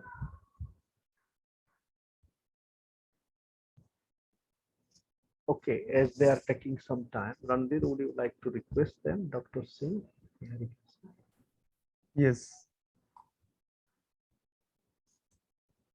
Dr. Singh, are you there? Okay. Okay. Yes, Professor Dr. Shivaji is also there. Sir, would you like to come in? Or do you have any question or queries? Professor Dr. Shivaji. Okay, so he's taking some time. Please, sir, carry on your. So I'm grateful to all of you, beginning with Professor Savyasaachi. And this is a very important question. This is the key question. What is our meaning and realization of the planetary? A question which also has been joined by Professor Anand Kumar and Professor Mira Chakrabarti. To begin with, this whole idea of the planet, that we are all part of the Mother Earth. And this planetary begins with that, and we belong to the Mother Earth. We are with our Mother Earth from wherever we are. So my understanding of the planetary begins with this. And of course, this is today the discourse of the planetary, has a dimension of capital investment. But at the same time, it has also the dimension of planetarity in terms of being with our Earth. And for example, if you look at contemporary thinkers, Dept Chakrabarti has come to this discussion. Before that, Bruno Latour, and also the whole idea of the Gaia, the theory of James Lovelock. Now, all these participants in this discourse of the planetary, so their engagement with the planetary is in terms of how do we really become ethically and more carefully engaged, or how do we belong with our Earth? How do we work with our Earth with much more care and responsibility? And at the same time, there is the continued investment and what we can say as the aggression of the capital. But with the crisis of capitalism, with the crisis of neoliberal economy, now there are different kinds of movements, economic movements, political movements from different parts of the world, different sides of the world, or let us put it, different landscapes of the world. So my idea of the planetary, it emerges from these kind of concerns, that it is to begin with that we are with our art. We are born with our art in terms of wherever we are born. But being born with our art also links up to many regions and locations of the world. And realization meaning that this is a part of the reality of our art, which is real, whether we acknowledge it or not. No matter how much border we make between India and Pakistan, the reality that river flows from the sea from that side to that side, and that reality cannot be evaporated so easily. So no matter how much indoctrination we have of our local chauvinism and nation state based indoctrination, these realities of us being with our art, and this is a reality, and we realize it in multiple ways through our realization of where we are, and then realizing the ideas and ways of living across. So therefore, my idea of the planetary, it resonates a bit with what Arturo Escobar and many other friends in this field have been talking about, the pluriverse. And that pluriverse is something that many worlds from wherever we are. In India, also friends like Ashish Kothari, they have also been, Ashish Kothari and many friends from around the world, they have recently come up with a book called A Pluriverse, a Dictionary. And so that kind of thinking, that kind of grassroots thinking of alternatives, and that is the idea of the planetary. And realization means that we realize its potential, because it is a potential, it is a reality, but that reality has been obstructed by existing structure of power and capital. Therefore, Professor Anand Kumar, the key question that he has raised is that when we talk about cosmopolitanism, does it interrogate the existing configuration of power? That is so significant. And because most of the time, the dominant version of cosmopolitanism has remained silent about it. And why? Because cosmopolitanism is in fact a variation of the discourse of power. Look at the idea of the cosmopolitan. Who is a cosmopolitan? A citizen. And who is a citizen? A citizen is a member of the polis, P-O-L-I-S. And therefore, the primacy of the polis and the link between polis and police, P-O-L-I-C-E. So therefore, the limits of the cosmopolitan has been a kind of unconscious acceptance of the primacy of the accepted political. So therefore, we need to interrogate that accepted and the conventional configuration of power, and therefore it is so important that for it is in that sense that decolonization movement, the whole anti-colonial struggle for freedom, it really changed that power perspective. Earlier, the cosmopolitans also, some of the high-ranking cosmopolitans, they could be both anti-Jewish or anti-Semite in Europe, as well as colonial abroad. But today with the change, and of course they could be patriarchal, therefore they could be patriarchal. So that one kind of cosmopolitanism has been interrogated with the interrogation of power. I would share a little more when I come to the deep reflections of Professor Anand Kumar after a few minutes. And then the second point of Sachi is also so deep, that the whole task of what he calls as epistemic fortitude and epistemic vigilance. And that is so important because here the social scientists, here remembering Max Weber, the vocation of politics as well as the vocation of science. So that is the vocation, and it is a very difficult journey today, because just to utter one thing, and for example, you remember when a person came from Afghanistan and he gave a statement that yes, some Talibans really took care of him. Without that, he could not have come. And then he was subjected to so much of harassment, So therefore, and whether it is Afghanistan or Kashmir, what is happening to Kashmir and everywhere.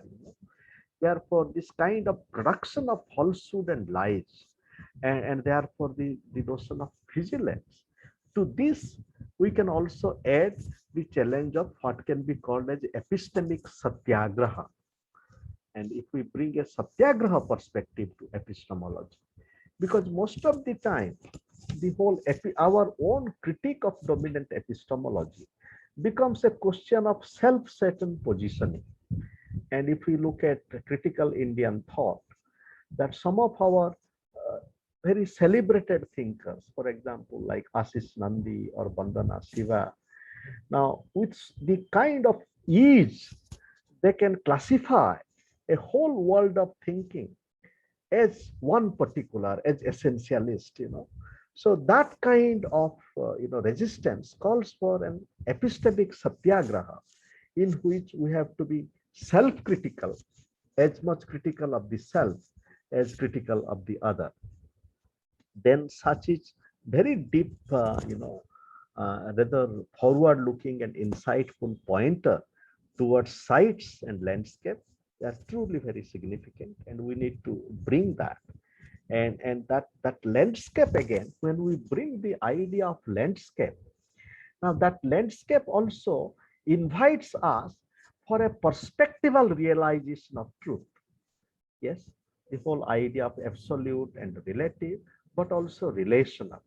And that landscape view is very important. And the question about studying up, we may remember that 50 years ago, anthropologist Laura Nader, and I'm sorry that Abhijeet could not join us. He just sent me a mail that there is a storm in California and the internet has been shaken. Now, Laura Nader, who also taught at Berkeley, and Professor Anand Kumar and other friends might have heard about her deep critique of anthropology, Savyasaachi also, studying off. Yes, that is a very important challenge, studying off. But as Professor Anand Kumar has also given his own example of being in France and doing a little bit of study. And I am very eager to read Professor Anand Kumar's work on French society. Therefore, it is not impossible. And similarly, I have heard Professor Anand Kumar also has spent time in Iran. He was visiting Iran. So the point is that with all the difficulties, wherever we are, and we can make an effort. Therefore, it is not just that unless all this power, is broken, that we would be able to turn Europe to an area study. So with all the challenges, still a beginning can be made, whenever we get an opportunity. Then the idea about the non-human is so deep, because precisely with the kind of the awakening that is happening from all our sides, that awakening is really bringing us to what we can call as multi-species thinking.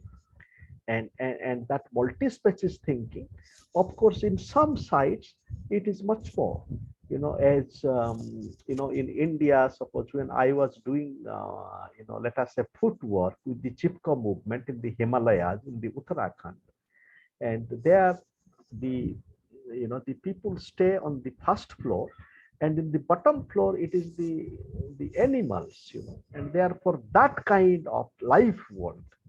So therefore, if you are talking about a multi-species thinking, then it is this kind of life worlds which is source of that thinking. Then of course, critique of subaltern studies is very helpful. And you are pointing, your concluding reference to Dewey and Dilthey is really deeply significant. And therefore, building on to understand social, we need to bring nature and society together. And we have to go beyond the division of the nature and society. And this is a challenge which social science has started picking up. And here we may remember a very important work in 1996 that Immanuel Wallerstein and natural scientists like Ilya Prigogine, the Nobel Prize winner from chemistry, my own teacher Michael Rolf Trio, an anthropologist, and others, that together they presented a book called Open the Social Science. And in 1996, one of the invitations that they proposed is precisely to have more integration of the natural and the social. And that is the task before us. We realize that how our understanding of the social today in the context of climate crisis or what is that is happening, it also has to integrate the nature and the social in a more rigorous way. Because the comment is made that when Immanuel Kant was writing his philosophy, he read the signs of the time. But how many philosophers today, how many social scientists today, they are up to date in terms of developments in science. So therefore, that integration is very important. But at the same time, I would also plead for another dimension of integration, that is the transcendental. Because our idea of life as modernity, as Professor Fred Dallmayr would say, that the modern ideas has been in a black box, away from the nature on the one hand and the divine on the other. So therefore, this integration of nature and society must also be open to a transcendence with its many meanings. One meaning could be divine, but another meaning could be another kind of a secular notion of transcendence. Then coming to Professor Anand Kumar, thank you so much for your generosity, because this kind of generosity is really deeply inspiring. Because our humble quest is always, encouraged and inspired by a generosity of, the kind that you embody. And it is so helpful that you bring the Chicago story to it. And we would like to have an occasion to hear more about this, because you studied there. And also at that time, there was a project of new states. I think people like Clifford Geertz was also involved in the old nations and the new states, and the kind of thing that went on there, and the possible dialogue also between philosophy and social sciences in Chicago. Because I read from Professor Arjun Appadurai's reflection that the Committee on Social Thought there, it was also trying to, make a bridge between philosophy and social science. Hannah Arendt was, maybe, so that kind of a trajectory of lineage of thinking is so important. And then the whole, reference to Professor Yogendra Singh is also deeply, insightful. We need to read more Professor Singh's work. And again, his very, very deep engagement. And I was really amazed to read him now. And then, your reference to area studies and global studies, and also intersectionality and interdisciplinarity. That is very important, because the intersectional, yes, but to this I wish to just offer this thought for consideration, that as Savyasaachi also has hinted at, now the whole interdisciplinarity, as Professor Meera Chakrabarty also has hinted at, that interdisciplinarity must be accompanied by critique of foundations. And that way, that critique of foundations brings us to raising some foundational questions, which may not be possible within the realm of the interdisciplinary, because the interdisciplinary very much is posed in a juxtaposition mode. And that we see that philosophy and literature. But when we look at from sociology, we look at literature, we talk about sociology of literature.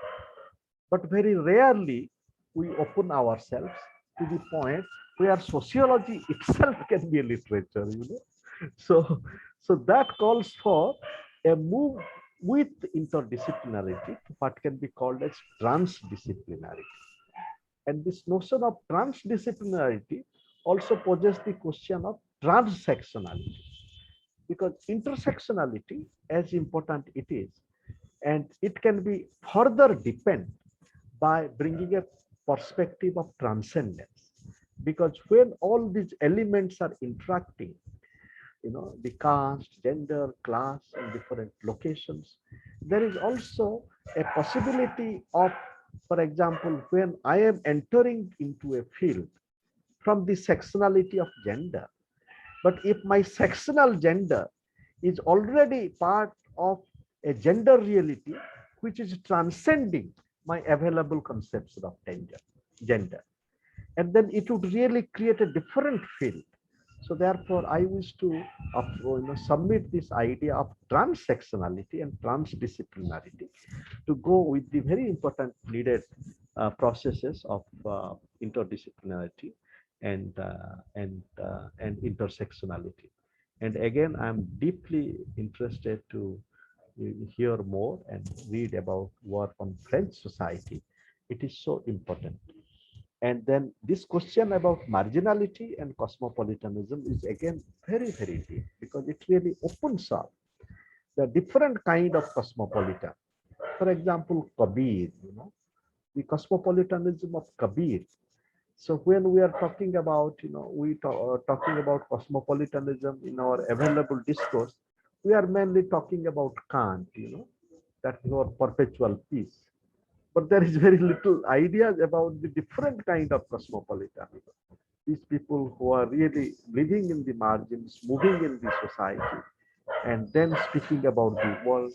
And so this marginal cosmopolitan is very important, because it is this marginal cosmopolitan who are offering a critique of dominant power. Think of, for example, Rabindranath Tagore. Now, Tagore's journey, when we read about the journey of Tagore to Argentina and the friendship between Tagore and Victoria Ocampo, and that kind of, and of course, Tagore visited Argentina, and he had some kind of, he was not totally marginal, as we can say. He was not just traveling without any kind of support. But think of this kind of footworking cosmopolitans, and then who are traveling from, and so we would have to cultivate that kind of, let us say, we offer ourselves to the world. As in India, our yogis and rishis, they are traveling. Swami Vivekananda embodies a little bit of that. So this kind of marginal cosmopolitanism is something that we need to cultivate much more, because only when we practice a kind of marginality, we would have to make a distinction between structurally imposed marginality and marginality as a vocation. So when marginality becomes a vocation, then it really helps us to free ourselves from the trapping of power. At the same time, contribute to a different configuration between power and Shraddha, because in the Indic tradition and in all tradition, it is not only power which is important, but also Shraddha that is important, and that is the locus of life. And reference to Kal Palani is also deeply significant. Coming to Payel, yes, thank you so much, Payel.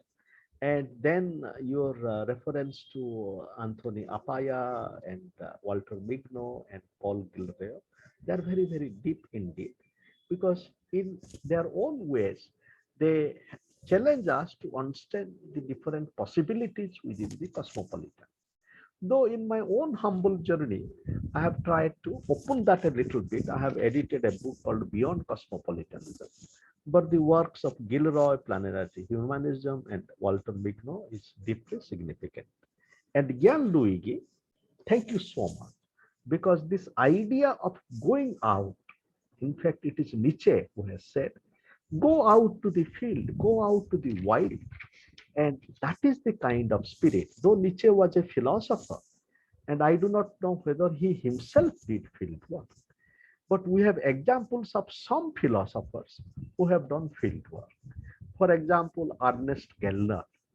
Now, Gellner was trained as a philosopher and he did field work. And it is very rare that a person belonging with philosophy and then he went on to become the William Wise Chair of Anthropology at Cambridge University. The point is that it is not so much what professionally we do, but that spirit of going out. And that is when we go out, we find the weakness of our asserted mode of thinking. Professor Meera Chakrabarty, thank you so much. And your quite important query to elaborate the planetary. So it is really very significant. I would try to think more about it, except along with what I have already submitted. And again, critique of foundation is so important. And then, yes, we have to critique the foundation and we have to set things.